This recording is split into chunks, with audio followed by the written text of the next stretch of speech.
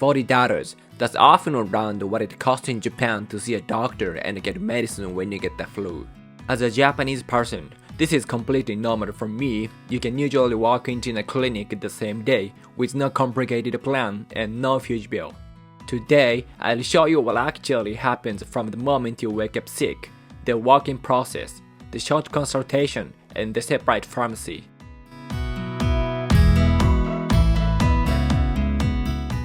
When you catch the flu, many people might start feeling really bad as soon as they wake up. You might feel extremely tired, have a sore throat, and when you check your temperature, it's often around 38 degrees Celsius or even higher. At that point, most people think this probably isn't just a normal cold. In Japan, instead of thinking, let's wait and see for a few days, many people decide, I'll go to the doctor today. Going to a clinic for a fever or an infection is not considered anything unusual. To be honest, in Japan, there's usually very little hesitation when it comes to seeing a doctor. I think that's because people don't have to worry too much about complicated procedures or unexpected costs before going.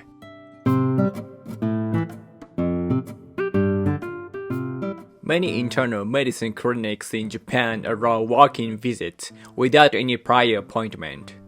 If you suddenly develop flu-like symptoms, a lot of people simply go to a nearby clinic instead of booking online in advance. At this stage, most people don't seriously think about things like, will my insurance work? Or how much will this cost? They just go. When you arrive at the clinic, you write your name at the reception desk and show your health insurance card. That's usually all it takes to get started. In my own case, when I've had a high fever, I've taken the day off from work or school, called a nearby clinic to explain my symptoms, and then gone in for an exam. At that point, I'm not really thinking about the price. I just want to be seen as soon as possible. Since COVID, some things have changed. Masks are required, and many clinics now separate patients with fevers by time slots or special waiting areas. Even so, when it comes to high fevers, the overall situation hasn't changed very much. People still go to a clinic without worrying too much about money. By the way, in your country, is it common to see a doctor the same day without an appointment when you feel sick? Let me know in the comments below.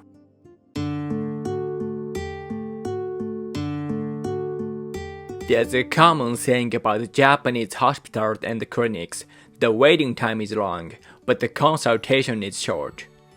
Especially during a flu season, waiting for over an hour is not unusual. On the other hand, the actual medical exam is usually very efficient. The doctor quickly checks your symptoms, may perform a flu test if necessary, and in many cases, you get the result on the spot. From my own experience, when I go to a clinic without an appointment, I've sometimes waited 1 or even 2 hours. But once it's my turn, the consultation itself is quite short and focused, especially when the symptoms are clear.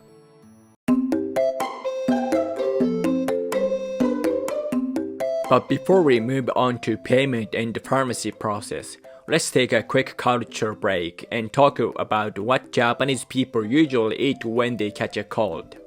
In your country, is there a typical food people eat when they're sick? In Japan, a very common choice is okayu, which is rice porridge. It's made by cooking rice in a lot of water until it becomes very soft. It's gentle on the stomach and easy to eat even when you don't have much of an appetite. These days, you can even buy ready-made rice porridge at convenience stores, so it's very easy to get. As for drinks, many people choose the Pocari Sweat. The name might sound surprising to people seeing it for the first time, but it's a sports drink designed to quickly replenish fluid and minerals.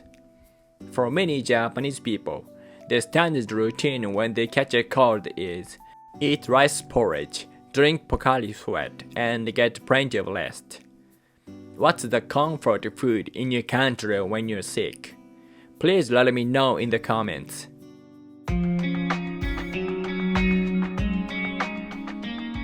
After the consultation, you pay at the clinic's front desk. For the flu, including the consultation, tests, and prescription, the out-of-pocket cost is usually just a few thousand yen. After that, you take the prescription to a nearby pharmacy to receive your medicine. In Japan, doctors and pharmacists have separate roles, and this division of labor is one of the system's characteristics. When I was a child, I used to wonder, why don't hospitals give you medicine directly?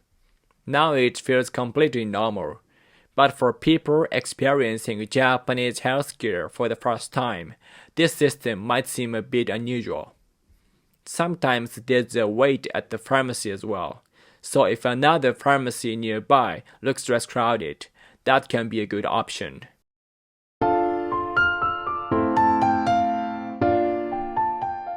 As I mentioned in another video, almost everyone in Japan is enrolled in the public health insurance system.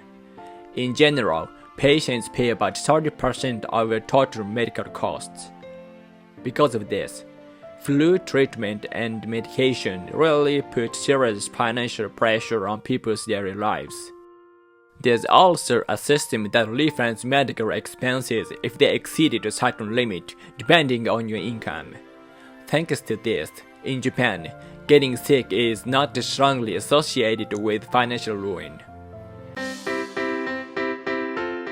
I've had many stories from people around me who needed long-term treatment and were helped a lot by this system. One important thing to note is that foreign tourists who are not enrolled in Japanese health insurance must pay the full cost themselves. If you're traveling to Japan, it's a good idea to have private travel insurance just in case you get sick.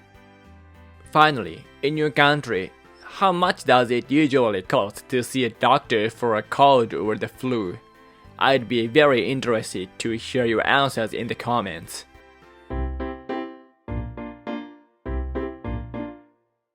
From what I've described so far, Japanese healthcare might sound very convenient, and in many ways it is.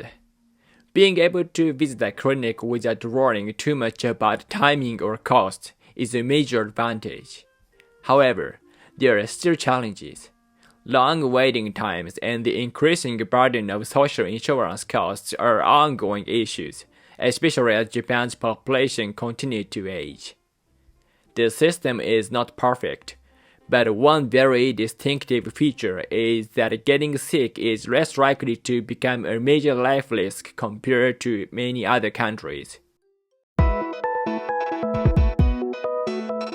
Today, I explained what usually happens when you catch the flu in Japan. Going to a clinic without an appointment and completing treatment for just a few thousand yen is completely normal here. But from an international perspective, it might feel quite unusual.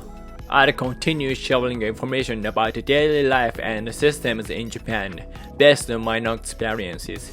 If there's a topic you'd like me to cover, feel free to leave a request. Thank you so much for watching today's video.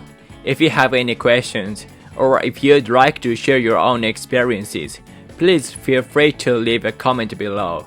I always enjoy reading your messages and hearing your perspective. Your feedback really helps me improve, not just with my videos, but with my English too. See you next time.